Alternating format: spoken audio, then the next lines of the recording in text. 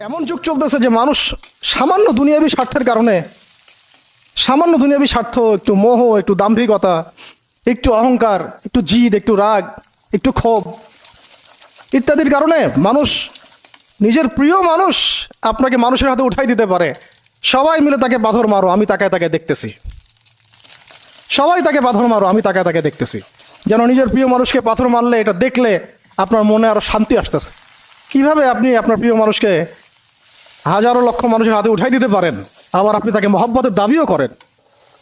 কিসের মহব্বত? মহব্বত কাকে বলে? পর্দা করেও যদি ইউনিভার্সিটিতে গিয়ে গ্রুপ স্টাডি করতে হয় গায়ের মাহারামের সাথে, এই পর্দাও চলবে না। পর্দা মানে পর্দা। পর্দা করে যে দুলা ভাইয়ের সাথে কুটুস কুটুস গল্প করা শুরু করেন, ইটিস পিটিস, চলবে না পর্দা। দেবর আর ভাবি, এখন দেখেন না, দেবর ভাবি, শালি দুলা ভাই, চাচাতো ভাই, চাচাতো বোন, কোন জায়গায় সমাজ গিয়েছে জানেন? এমনও নিউজ বাংলাদেশে এসেছে, নাউজুবিল্লাহ বলতে বলতে রুচিতে বাঁধে, যে বাবা মেয়ের সাথে